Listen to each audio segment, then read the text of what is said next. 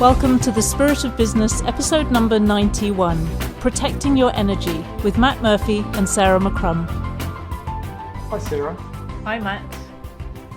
Today I've noticed something from a conversation I just had with you around the fact that I've probably withdrawn myself a little bit without really noticing that I've done that. But when we've been having a conversation, I've just noticed that over the last week or so, there's been sort of this element where I've protected my energy because, I've noticed that I've been withdrawn, not to the point where I haven't been functioning, but just to the point where I've probably been a little bit more protective of what I would otherwise be doing, which is being out there, always pushing, always trying to speak to as many people as I possibly can, checking in with everybody, making sure that everybody's okay. I've kind of not done that so much in the last week or so, where I've sort of just let things happen or sort of quietened down a little bit.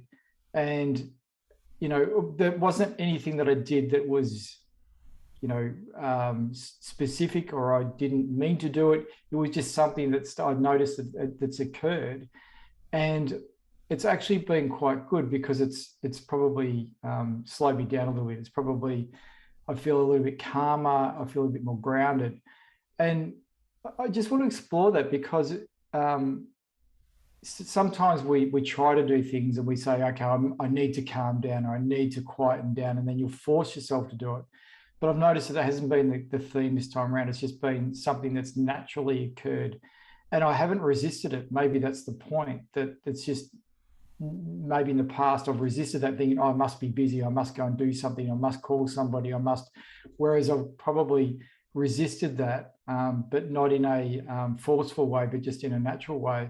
And just would like to talk about this protection of energy, or the way that we are as human beings, and when to push and when to sort of accept. And, we know these things, but it doesn't always just work out the way that we want it to work out. So I'd like to explore that sort of energy principle with you today. I think a lot of business owners are quite nervous about being more withdrawn or being quieter. I notice a lot of people really feel that they should be out there all the time. But if you think of the toll that takes on your energy to be like that, it doesn't feel very natural to me. And I don't think that it's sustainable at all. And I think that any business that requires you to do that, even if it's very successful, to have people performing in a way that isn't long-term sustainable is actually I think it's really risky. And I'm a big believer in listening to ourselves and understanding what we need. And I like, it's for me to hear you saying you did it for yourself. You didn't resist it. I think back over the years that I've known you and what that would have been like a few years ago, where probably I would have had to say, you need to take some time off, literally, because it would have gone too far. You wouldn't be able to withdraw a little bit anymore. It would be like, okay, go home. So that's beautiful for me to actually see you talk about it so clearly. I think one of the fears that people have, and it would be interesting to hear you talk about it, is that if they pull back a little bit or have a period of being quieter, that's going to have a negative effect on the business. What's your experience? That's definitely the case, and one that I experience with myself, but other business owners as well, is around this fear of being quiet. We thrive on being busy. We thrive on getting things done. We love that sort of knowing that there's more things coming through from that point of view. And there is a real fear about being quiet. And I've experienced that over the years, where I don't like when things start to slow down. And so then I'll generate the activity out of fear that, it's got this limiting belief that it's going to stop and we're not going to get the work coming through, and we're not going to get, and I see that, and a lot of people in the same situation as me, from that experience of just business owners that continually push the boundary of doing so. And there is this fear, and maybe that's what's happened without me even knowing it, is that maybe I have this more of a trust that I can have quiet periods of time because I talked to my wife and she said the worst that I get is if I actually have got time and I'm not busy. That's when the mind starts to work and I set myself crazy. So I think that there is this concept of wanting to remain busy because you know you're being productive and you know things are moving in the right direction. And when things slow down, you think the momentum's going to stop. And so I think we live a lot on momentum. And once you sort of generate the momentum, it then continues to flow. But when the momentum starts to reduce, that's when we have a fear that you have to then build the momentum up again. And that takes time and energy. And it's like, I remember for years, I was worried about, stop going to the gym. I went for going to and exercising for, rigorously. And we've spoken about this for, 20 or 30 years. And some of that was because of the fact that I didn't want to stop because it's a lot harder to go back and start all over again than keep the momentum of it going. And it's a bit like that in business, is that I think that we're fearful around slowing down because it's like, then generate that big generator when it winds down, you've got to wind it back up again and it takes a lot more energy. And there's another thing that creeps in too, I've noticed, is around thinking, what if I'm become so lazy, I don't want to do it again? And I know this is all really, really insane sort of type, irrational thought processes, but for some of us that have lived that particular way all of our lives, and it is a trait of a lot of business owners that I know, is that you think, what if I wind down and go, I don't want to do this anymore, and therefore get a taste of another life and never want to drive that generator again at that same level of momentum? So all these fears and thoughts come in when we start to have the time and the energy to have the conversation in our own brain. You're going, oh, I don't know whether I really want to deal with this. I'll just go and find something else to do. And probably what I haven't done this week is found that other thing to do. It feels to me like a pretty significant conversation in that case, because I can relate to all of those things.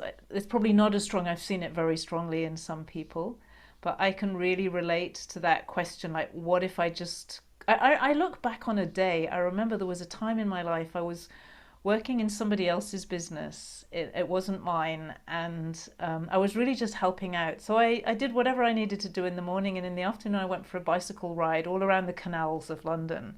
It was amazing, and I felt so healthy, and it still stands as a kind of symbol for me of a time when my life just was very.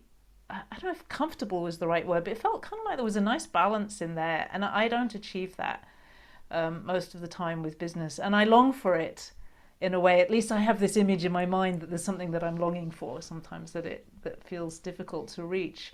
So I think these are really important questions, because what it brings me to is, if we really could design the way that we work, which I believe we can, and I think we sometimes don't, but if we really could do that, would we actually make the choice to do it differently from how we do it at the moment?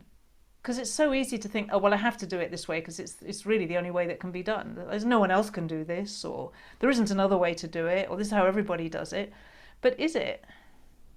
Well, I see what stops a lot of business owners, and I've had this conversation just recently with a few, is around this concept of guilt. There's a guilt element that comes out that sort of, that's not right for me to go and, like you spoke before about bike riding around the canals. It's like, hang on a minute, you've got a responsibility to do something, and then we actually end up feeling guilty that we should be doing something, we should be working harder, we should be generating, we shouldn't just sort of, you know, bike ride around the canals, we should be, be more productive, because there's a wiring there. And because there's a wiring there, what happens is that there's this guilt that goes on in our brains. And I was speaking to a business owner the other day on that specific issue, and we're talking about, there was this time that she felt compelled to be at a desk for 8 to 10 hours a day as being a good leader in the organization, because then that actually means that other people see what she's doing and therefore will continue to do that. And I said, but how's that work for you? You go, well, I don't want to do that. And he goes, what would you rather do? Work for 4 hours a day? I said, well, now you're working for 4 hours a day. That's just like, so giving yourself permission and then actually going and doing it. because we have this wiring that suggests that we shouldn't be doing that, because to be a good leader, for example, an example, we have to be seen to be constantly doing, because then we expect other people to do as well. And then it's sort of this weird way of operating, but it's all caught up in this I should, and because I'm not, I feel guilty. And I see that a lot. Well, it is a bit weird if you think about it, isn't it? Because you feel like you need to work really hard so that other people will work really hard. You don't really want to work that hard. They probably don't really want to work that hard either. And then the worry is, well, if I don't work that hard and they don't work that hard, none of us are working, nothing will ever get done, and this business will all fall apart, and da da da da da. Exactly. And it's like, it's quite weird when you start to unpack it. And I really question, like, I know that, for example, if you're a creative person, working hard at creativity doesn't produce creativity. You actually just need time to go out, and you need space for ideas to come and ideas to shape. And you can make yourself feel guilty and think, I've got to be doing it all the time. But that's not going to make you create better. You can also completely avoid creativity and pretend to yourself that you're, getting inspiration or whatever, walking around the trees, and you're not. You're actually just avoiding it. So that I think there's a line in there, and I think of Seth Godin, who always talks about being professional. I think if you see yourself as a creative person, you need to be professional. Or if you're running a business, you need to be professional, not an amateur. But so the interesting question for me is, how do we work really well? How do people work really well? Do they really work well the way that we expect them to at the moment? And you're right about the inspiration, and that's the thing that I've probably learned over the years as well. Is that sitting in front of a computer doesn't necessarily provide me with the inspiration or the creativity to then to develop the next product or the next service, or to develop the next thing in the organization, or to think, oh, we actually can achieve this, and this, and this if we actually go about it a different way. And yes, you can fool yourself into thinking, well, I'll just go and do something to create that space. But I'm also conscious that sometimes you just need to go and create space, because of what we spoke about at the start of this is around protecting energy and fatigue. And then there's other times where you need to do it where you, from the perspective that you need to find some creative space. So it's almost like, what do you use your time appropriately for, and where should you be to go and actually, what's the best place or the best environment for you to be able to um, develop whatever you're trying to develop, or do whatever you're trying to do, or productive in whatever you're trying to be productive. Should you be in front of the computer? Should you be out, as you say, bike riding with the canal? Should you be out walking? Should you be having meetings? And it's a really sort of interesting thing, but it's almost like we've got to break the cycles and the patterns. And I think at the moment we've got a wonderful opportunity with the way the world is changing because of the pandemic, and because we now have this forced acceptance around how we can work, and we don't have to be, in the office for 8 to 10 hours a day, which is this common acceptance. And I like the fact that people are now choosing to be where they're working, their environment, the hours, and that great flexibility, because I think this is really the opportunity for us to break some of those wirings and those patterns and that guilt and that expectation around, this is the way it's always been, so we must continue to do that particular thing. So I think we've got a really great opportunity to be able to start to be a little bit more fluid and flexible around our being, and being in the appropriate place at the appropriate time to produce the best result. Yeah, I don't think there's anywhere in nature where there's this sense that the pressure has to be relentless and it never changes, or performance, so to speak, is constant. Wherever, you can look in countries that have seasons, and it's very clear to see the rapid growth in spring and this kind of flourishing in the summer, and everything going so quiet in the winter. But then I think about the tropics, and perhaps it's almost the other way around, that in the summer everything stops growing. It's really hard to grow things in the tropics, even in the subtropics. It's really hard to find vegetables and things you can grow in the summer, but in the winter, everything grows. It's the opposite way around, but there's a pattern and there's a sense of seasonality. And I think the same is true for our energy. And I think the same is probably true, and it may be different in different businesses, but it's part of nature. We're part of nature. Doing business is really part of nature because it's run by human beings.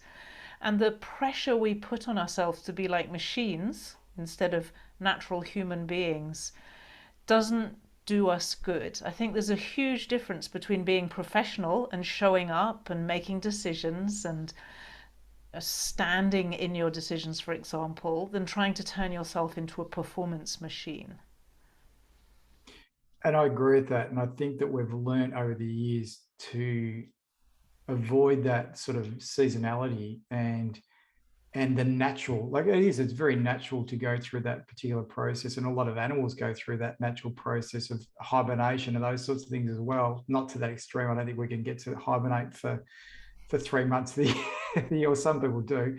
Um, but I think we've learned to become, as you say, very machine-like in the way that we approach things. That there's this constant level of expectation of performance, of patterns, and that there's no excuses, or there's no ability to sort of just maybe slightly calm that down. And if you finally tune that particular way, and I know that I have, and I know a lot of business owners have, is they've actually got themselves into that pattern of being very machine-like and finely tuned from the perspective that they know how to do it for decades and operate at a high level for decades. Now, the result of that for most people, because we know it's not sustainable, and I don't know anyone that's really gone beyond a decade without them probably falling down at some particular point in time from a burnout, as we call it, perspective. But if we actually started to follow the patterns of seasons as an approach, that would make a huge difference, I think, in terms of saying, well, okay, this is growing season, so let's make sure that we are, we've got our energy really ready to grow the business at that particular point in time. And if it's the dormant season, then protect our energy and protect ourselves a bit, and know. And I think that's the element, is this trust that the growing season is going to be there. Or at the moment, I think what happens is that we don't trust the growing season is going to be there. We don't recognize that we're in winter, okay, in the Southern Hemisphere, where in winter it's dormant, so to speak. And we don't recognize that we're going to get to spring again. We think, okay, we don't know what season we're in. So we just think that, oh, hang on a minute, we could be in spring, we don't know. And therefore we're going to have our energy producing like spring when we're actually in winter time, or we're coming, or in autumn coming into winter. And I think that it comes down to this element, I think, of trust that it will be there, or trust that you'll be able to find your energy or produce your energy, or know that the flow will be there, and not just keep fighting against the fact that you're in a different season, and stop acting in spring energy when you're in winter, for example. I think one of the best things that I have gradually discovered, I would say very gradually, is that, for example, if my energy feels slow, then slowing down is the right thing to do, because it's actually going to produce better results in that moment than trying to go fast when I feel slow. And that if I feel, for example, like very efficient, to go with that being efficient, but don't expect it to be like that all the time. It's almost like the rhythms or the feelings that we have in life are actually the right thing. If you're in touch with them, they're the right thing for what you need in order to get whatever the results are you're looking for.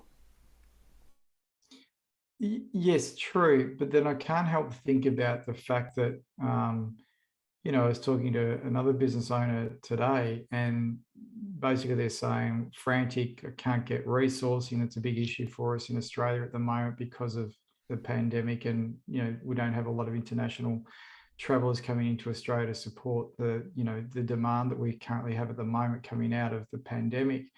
And we look at that, and some of this sort of is forced on us, not just, we don't have necessarily the control, feel like we've got the control over what's happening to us. And therefore, how much of it is is us influencing it and how much of it we influence because of what's actually going on in the world.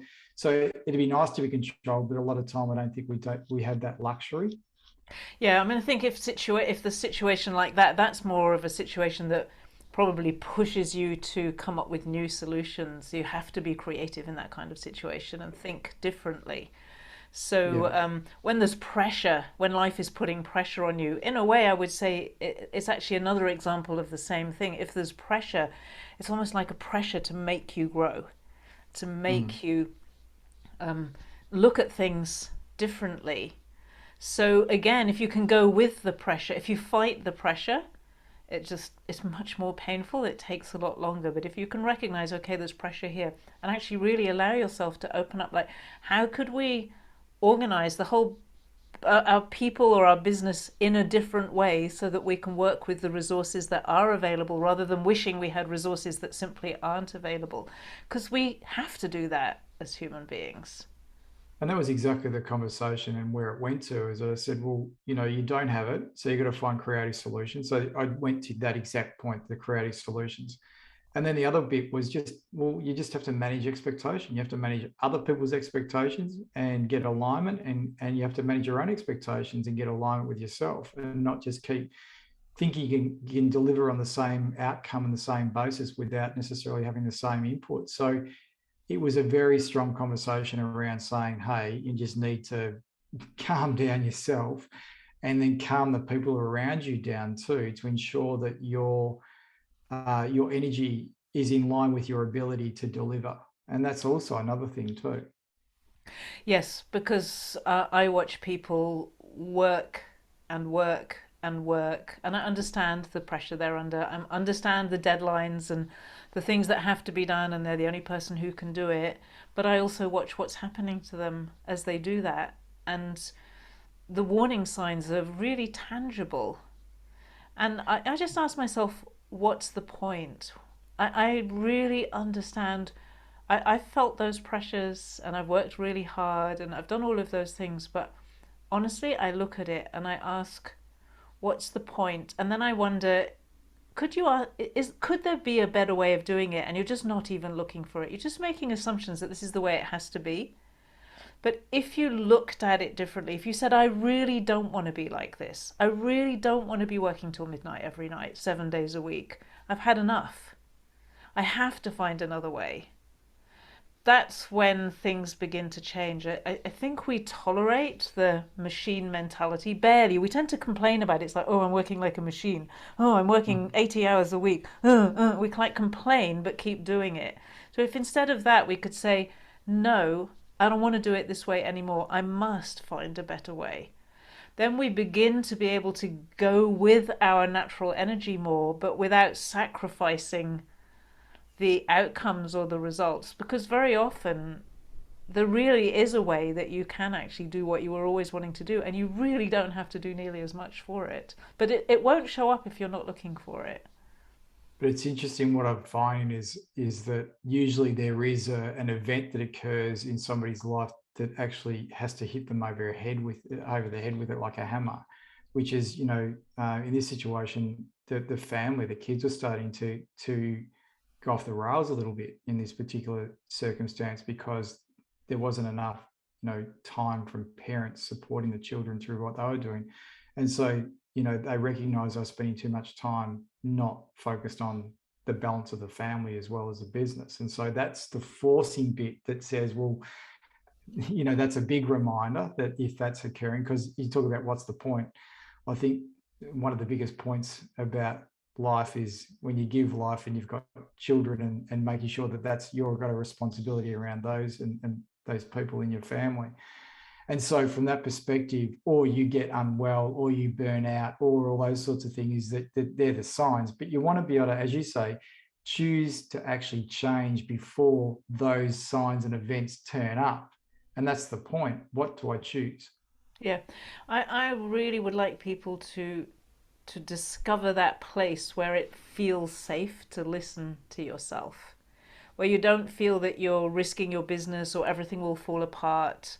um, and that it's almost like a feeling that life is on your side, it's not against you, and it does actually work.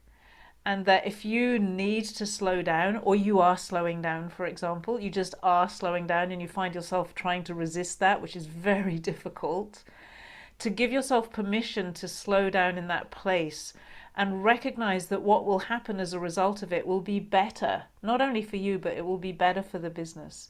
And no one can say in what way. It could be that somebody else steps forward and shows a skill that you never knew they had, and everyone feels great about it.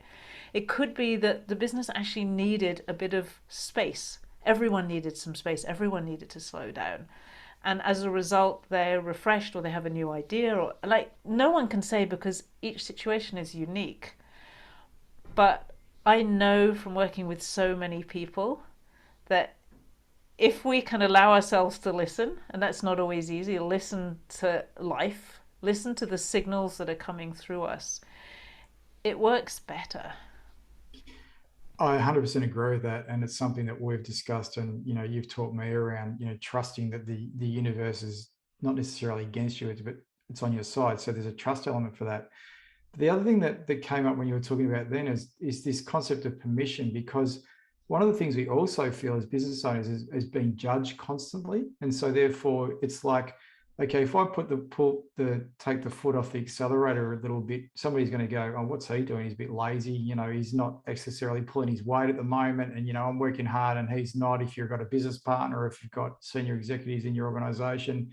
And so therefore you have a fear that other people are going to judge you around your performance and your levels of input and output from that point of view.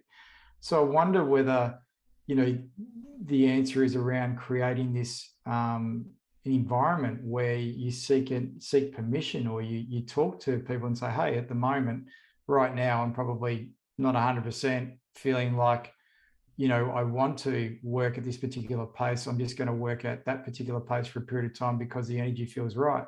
That'd be a very difficult conversation to have with people that aren't aligned and in tune with that. But I wonder where that sort of fits into the cultural element of the way that we are as business owners.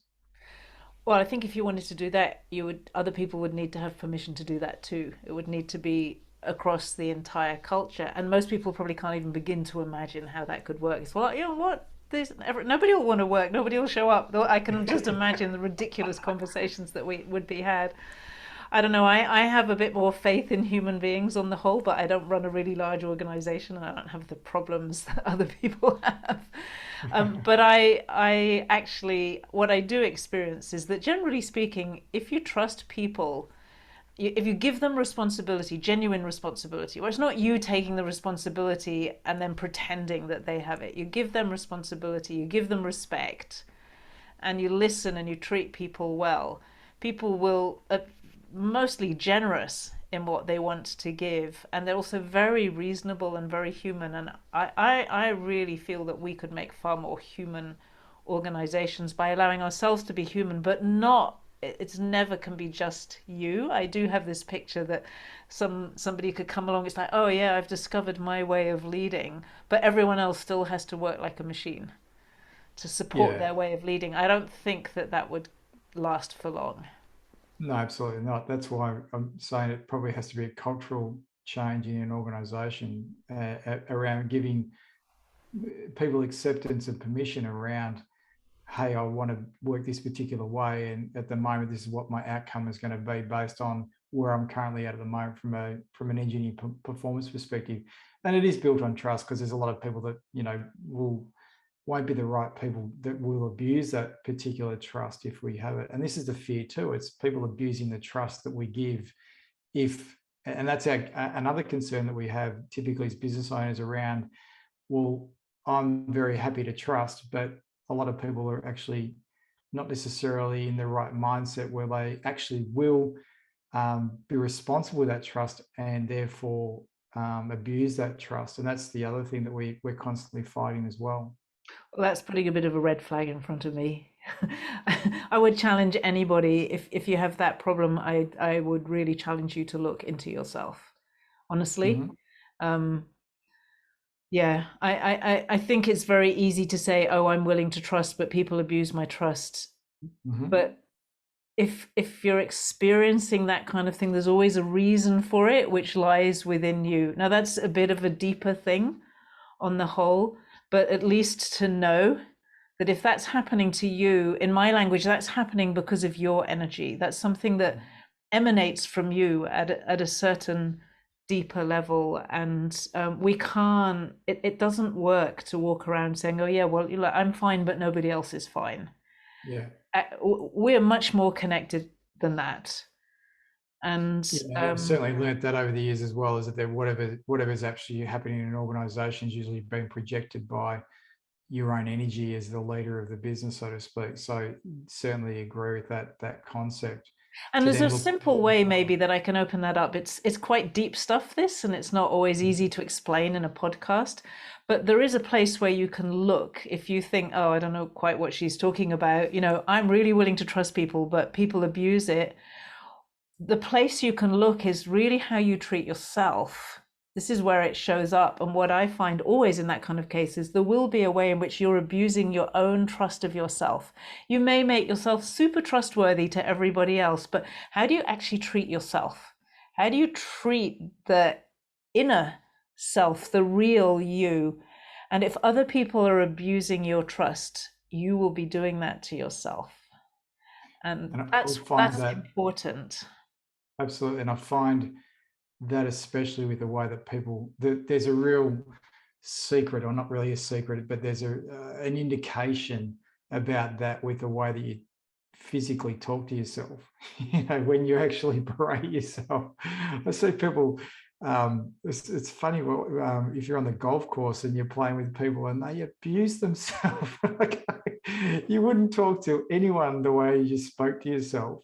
Yep. And usually there's an indicator that if you call yourself an idiot or stupid or whatever, when you've done something wrong or made a mistake, usually is a good indicator as to the way you're treating yourself, as the way, and therefore, what you're reflecting upon other people.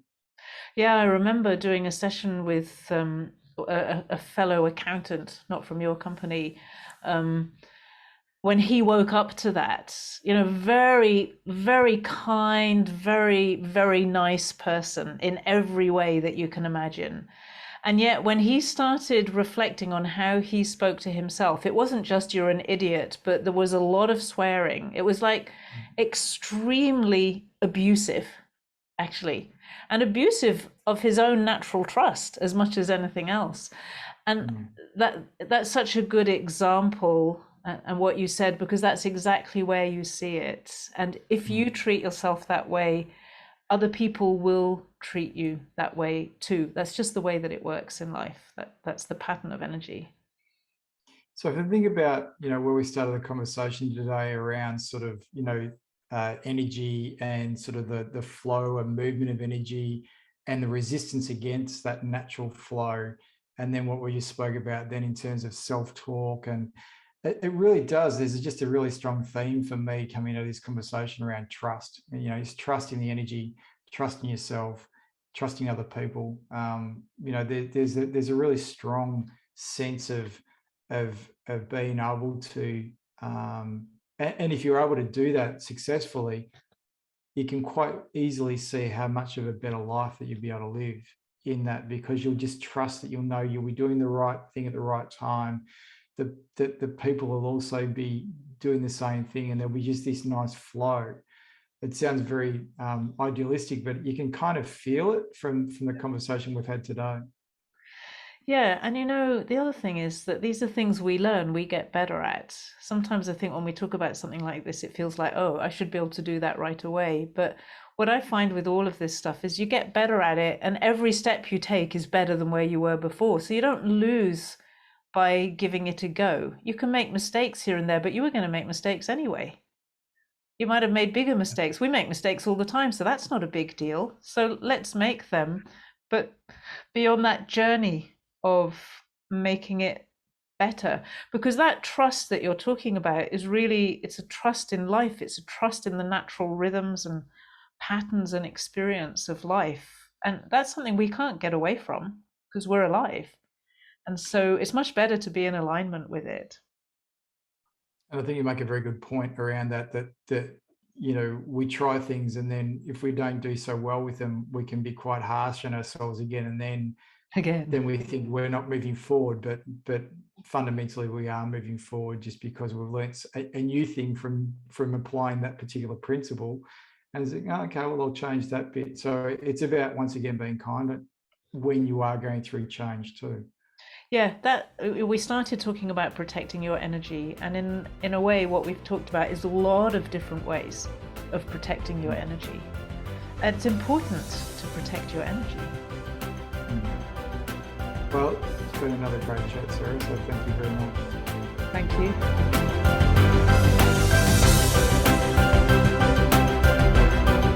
You've been listening to The Spirit of Business with Matt Murphy and Sarah McCrum.